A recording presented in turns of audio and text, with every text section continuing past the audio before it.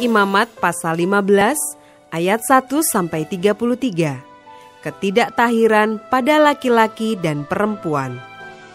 Tuhan berfirman kepada Musa dan Harun, "Berbicaralah kepada orang Israel dan katakan kepada mereka, apabila aurat seorang laki-laki mengeluarkan lelehan, maka najislah ia karena lelehannya itu. Beginilah kenajisannya berhubung dengan lelehannya itu. Bila auratnya membiarkan lelehan itu mengalir, atau bila auratnya menahannya, sehingga tidak mengeluarkan lelehan, maka itulah kenajisannya. Setiap tempat tidur yang ditiduri orang yang mengeluarkan lelehan itu menjadi najis, dan setiap barang yang didudukinya menjadi najis juga. Setiap orang yang kena kepada tempat tidurnya haruslah mencuci pakaiannya, membasuh tubuhnya dengan air, dan ia menjadi najis sampai matahari terbenam. Siapa yang duduk di atas barang yang telah diduduki oleh orang yang demikian, haruslah mencuci pakaiannya, membasuh tubuhnya dengan air, dan ia menjadi najis sampai matahari terbenam. Siapa yang kena kepada tubuh orang yang demikian, haruslah mencuci pakaiannya, membasuh tubuhnya dengan air, dan ia menjadi najis sampai matahari terbenam.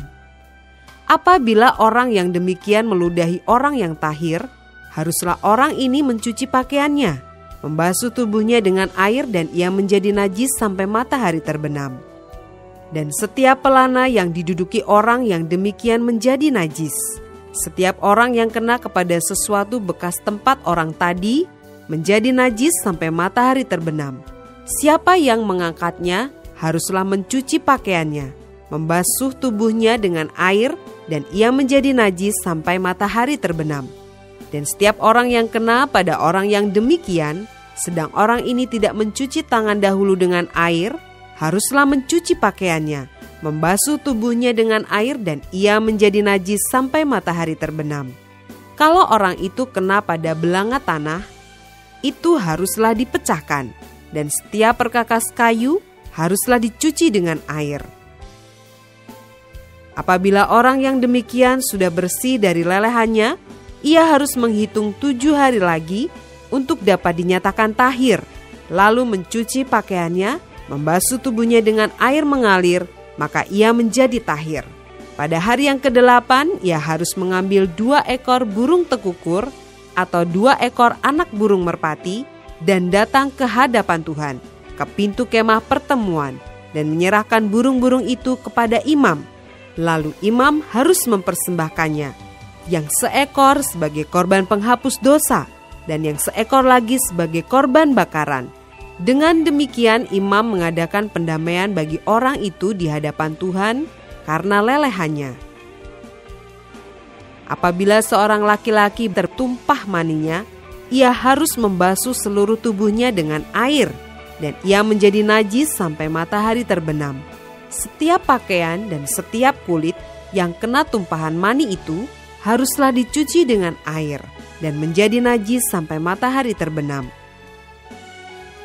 Juga seorang perempuan, kalau seorang laki-laki tidur dengan dia dengan ada tumpahan mani, maka keduanya harus membasuh tubuhnya dengan air, dan mereka menjadi najis sampai matahari terbenam.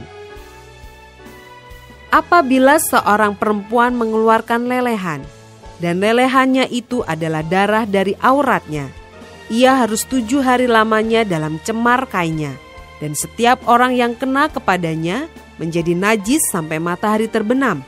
Segala sesuatu yang ditidurinya selama ia cemar kain menjadi najis, dan segala sesuatu yang didudukinya menjadi najis juga.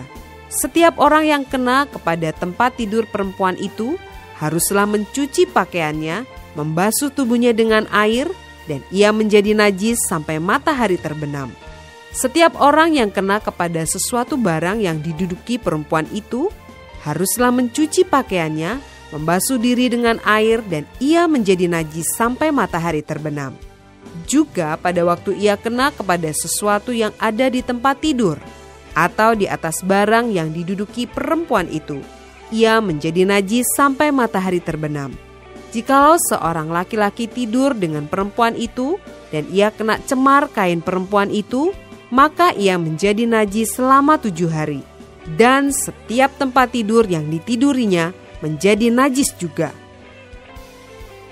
Apabila seorang perempuan berhari-hari lamanya mengeluarkan lelehan, yakni lelehan darah yang bukan pada waktu cemar kainnya, atau apabila ia mengeluarkan lelehan lebih lama dari waktu cemar kainnya, maka selama lelehannya yang najis itu, perempuan itu adalah seperti pada hari-hari cemar kainnya, yakni ia najis.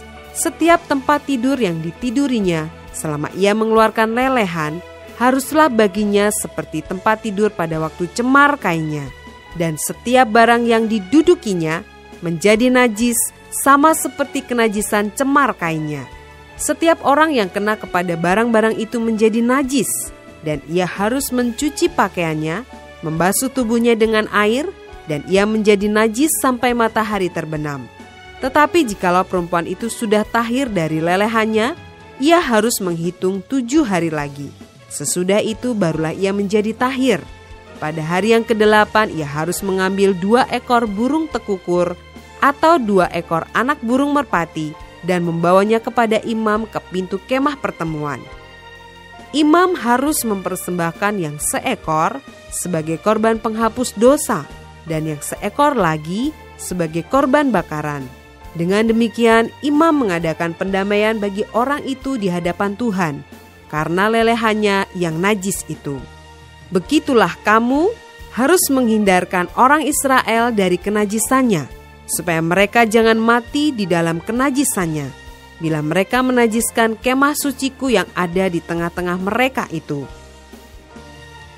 Itulah hukum tentang seorang laki-laki yang mengeluarkan lelehan atau yang tertumpah maninya yang menyebabkan dia najis, dan tentang seorang perempuan yang bercemar kain, dan tentang seseorang, baik laki-laki maupun perempuan, yang mengeluarkan lelehan, dan tentang laki-laki yang tidur dengan perempuan yang najis.